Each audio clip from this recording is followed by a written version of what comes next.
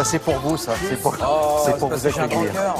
C'est gentil. Si vous avez vu, vous qui nous regardez, si vous avez apprécié L'Âge de glace, Robot et bien d'autres films Rio, qui sont quand même hallucinants au niveau de la réalisation, vous allez apprécier cette petite visite dans un musée exceptionnel. Alors Thomas. c'est une visite guidée dans l'art des studios Blue Sky, qui sont les studios qui ont donc réalisé ces dessins animés. Alors au départ on dit dessins animés, animation, etc. On pense que c'est pour les enfants.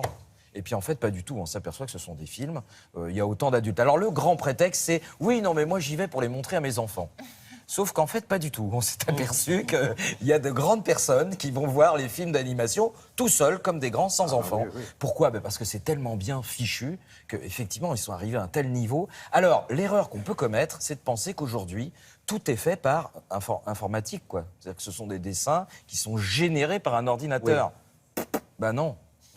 L'ordinateur, il génère rien du tout. Il faut derrière quelqu'un avec une palette graphique qui dessine, qui fait des croquis. Et c'est tout ce que se propose de vous faire découvrir cette exposition. C'est justement comment ces personnages sont nés, quelles sont leurs histoires, quelle a été la source d'inspiration des gens qui ont créé cette histoire, comment ils se sont mis à faire quelque chose sur la préhistoire, avec comment le petit écureuil qui cherche sa noisette n'était pas du tout il n'était pas du tout prévu, cette histoire. C'est devenu la star, c'est devenu la Ils se sont star. dit, tiens, on va faire un délire pour donner envie d'aller voir le film. Tu vois, un petit truc de 2 minutes d'écureuil. Et la star, évidemment, c'est l'écureuil qui cherche sa noisette. C'est-à-dire que tout le monde, après, s'est dit, mais comment est-ce qu'il fait pour... Vous savez, c'est un petit peu la coccinelle dans Gottlieb. Oui, il la perd à chaque fois. Ou le chien dans Astérix et Obélix. Voilà, c'est ce qu'on va découvrir dans cette visite guidée des studios Blue Sky. On démarre l'histoire des studios Blue Sky avec Peter de Sèvres. Alors Peter de Sèvres, il est illustrateur. C'est lui qui a dessiné tous les personnages de l'Âge de glace. Il s'inspire de ce tout petit dessin anodin. Il a l'air de rien, comme ça, ce dessin de oui, bof. Eh bien, en fait, il serait extrait du premier dessin animé créé en 1914 qui s'appelle Gertie le dinosaure. Ça lui file tellement d'idées que c'est comme ça qu'il va créer la saga de l'Âge de glace. C'est toi le petit Gertie, t'es trop content d'inspirer tout ce bazar, mon oui.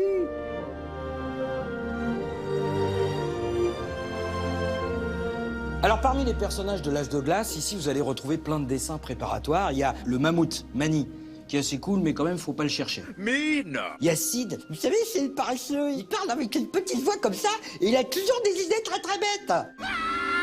Et puis il y a Diego, le tigre à dents de sabre. Alors lui, Diego, il rigole pas. Le plus populaire n'était pas prévu du tout. Il s'agit de Scrat. C'est l'écureuil un peu dingo qui cherche absolument sa noisette. Et ben Scrat, il est devenu tellement populaire que c'est l'emblème de l'Âge de glace.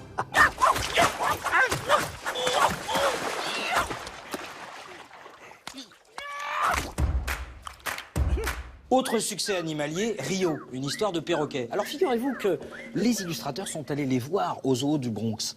Et le réalisateur a remarqué que les jeunes, ils avaient non pas un gros cou comme ça, mais un cou un petit peu décharné. Et le réalisateur s'est dit, bah ça, je vais en faire un personnage qui s'appelle Tiago. Je veux ce petit cou tout maigre là pour Tiago. Tous les autres, on lui dit non, pas du tout. On dirait qu'il est malingre, il faut des coups qui soient bien emplumés. Eh ben, le réalisateur s'est battu contre toute son équipe. D'où l'expression, tenir le coup.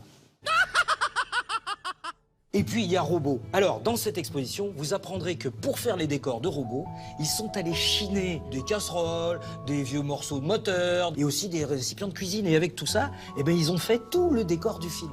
À tel point que le personnage principal du film est inspiré d'un moteur de hors-bord. Alors vous dites, mais comment est-ce que le réalisateur a pu penser à ça ? Ben, c'est simple, c'est le moteur du hors-bord de son grand-père. Et puis 30 ans après, paf, un personnage. Paf, un succès. Tiens, je vais peut-être faire ça avec ma 2 chevaux.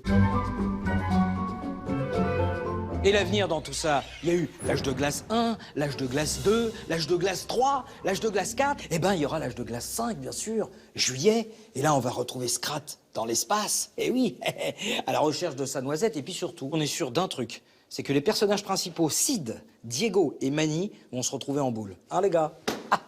Vous avez pris du poil de la bête, hein? Faut pas que je le dise trop fort, sinon il risque de se mettre en boule.